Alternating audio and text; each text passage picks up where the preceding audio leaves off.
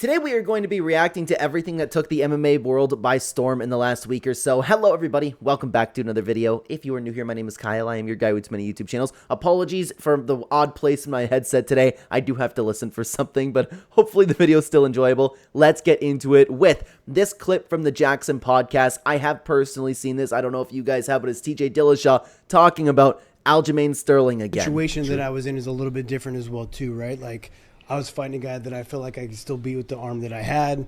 You know what the problem was? Okay, you know what the problem was?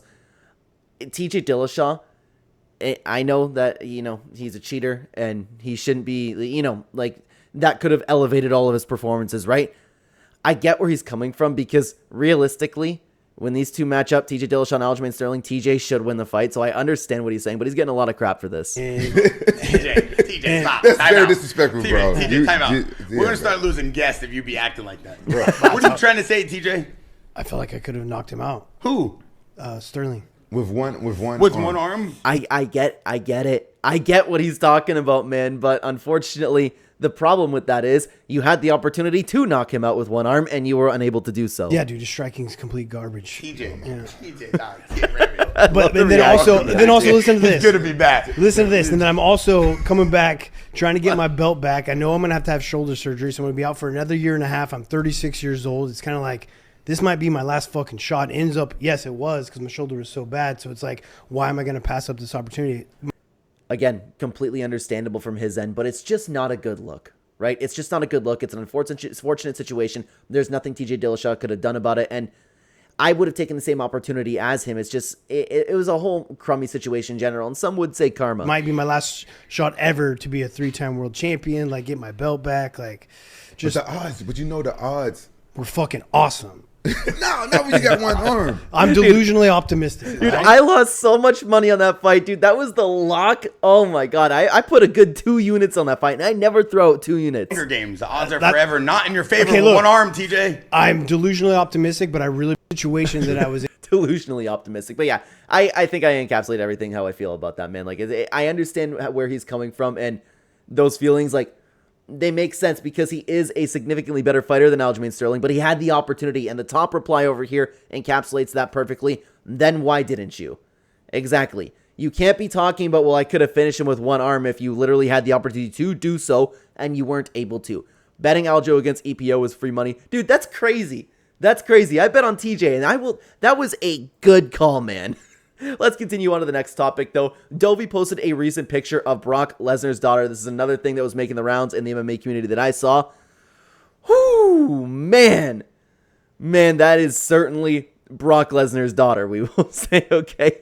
Her mother's genetics were completely overpowered. Didn't even bother to show up, dude. I love the internet so much sometimes. 100 Brock Lesnar's daughter versus 1 gorilla. Dude, that would be insane.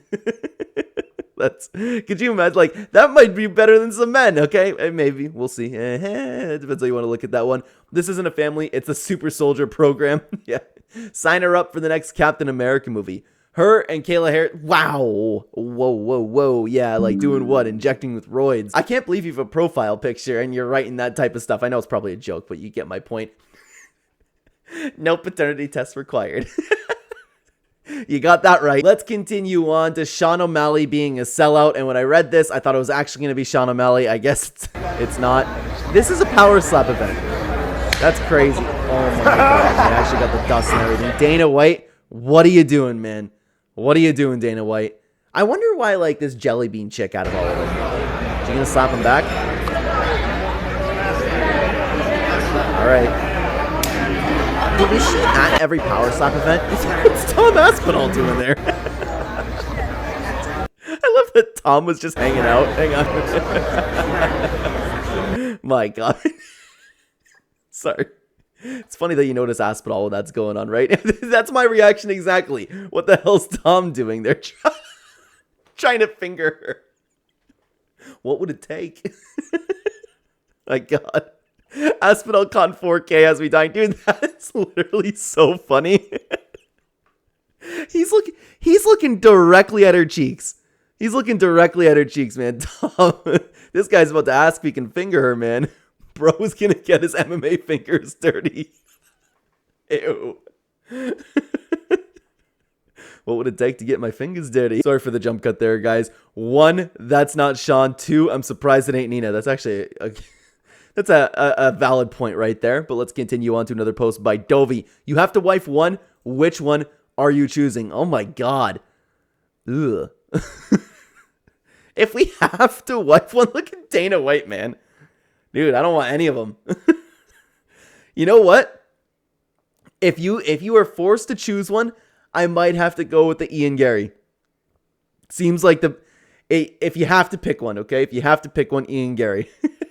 Ian Gary looks annoying even as a female. Most Karen-looking woman I've ever seen. Hang on, let's look at Ian Gary again over there. Yeah, actually, dude, I would not want to talk to that version of Ian Gary. I want to know who chooses the bottom right. Well, now I need to know who's at the bottom right. Dana. Ugh, disgusting, man.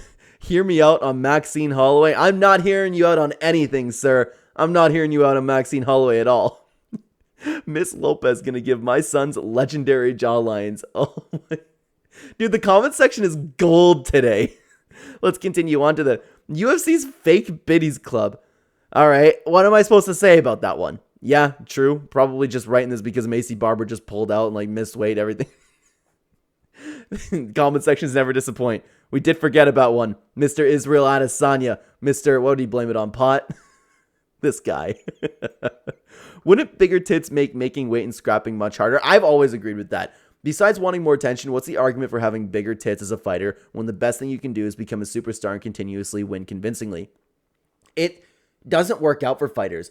It must be so weird to fight. It must be so weird to train. Dude, you got to think about, like, I wonder if people think about them blowing up too. Like, honestly, I don't know how fighters are okay with going through that. Let's continue on, though, over to Arman Tsarukyan. Rightful UFC contender Arman Tsarukyan is having black beluga caviar for lunch and in the Red Square in Moscow. Each bite is like $300. And how are you doing, MMA Twitter? All right, let's see what he has going on over here. It's literally just him eating? I've heard people talking about like Arman Tsarukyan already like having a ton of wealth on top of fighting. I don't know if that's accurate or not. If anybody could verify that, I would appreciate that, to be honest with you. But I'm not gonna watch 30 seconds of Arman Tsarukyan just eating. That's pretty cool. Johnny says it. Bro is binge eating. Like, thank you. To be that rich and to still want to fight is different. We all saw what money did to Conor. I don't know how rich he is after fighting, but again, I've heard things about him coming into money, but I could be wrong about that. It's just the things that I've been hearing online. Let's continue on to Kunith MMA. 90% of MMA YouTube prepping to tell you why all 13 favorites will win this week. Is it a video? Oh, what am I doing? It's just a gift. But honestly, that's kind of true. There are a lot of people out there that are like, hey, check out how great my predictions are, and it's always just favorites. There's nothing wrong with picking favorites, but I think that people act like they're a little smarter than they actually are. 138 MMA had this to say about it. Funny you mentioned that. Some dude in my comments is all bent out of shape because I picked two underdogs. He said I could have picked the favorites. Can't win with these guys. You never do, honestly. That's something that you learn very quickly in the YouTube game. You can never win a fight with MMA fans and the comment sections. Okay.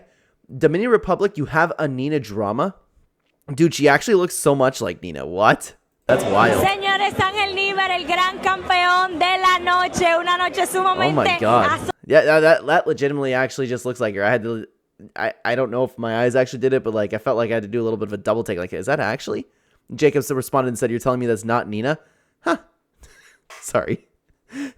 Just a reply. The comments have been good today, man. The comments have been good. There's no way that's deep faked. This is making me pause. Hang on. Yeah, that's not Nina. No. No, that's a completely different girl. That's a completely different girl. Like, that just, like, shocked me right for a second. Nailed the forehead. That's a good one, too, to be honest with you. Let's continue on over to Homelander MMA. 900k followers and 136 likes on an OF announcement. Wow. I feel like I would have known if Valentina Shevchenko was posting naked pictures of herself, but it could be like a Brandon Moreno OnlyFans situation, but I'm not sure about that. I mean, nobody's that interested in what Valentina Shevchenko is doing, to be honest with you. She's sponsored and making the bag. It ain't that deep. Is she sponsored by OF? Like, if you're sponsored by OF, you're just, like, getting paid on top of that to just do something on OF, right? Doesn't mean you're selling naked pictures of yourself. It's not. Okay, there you go. There you go. Oh, wait.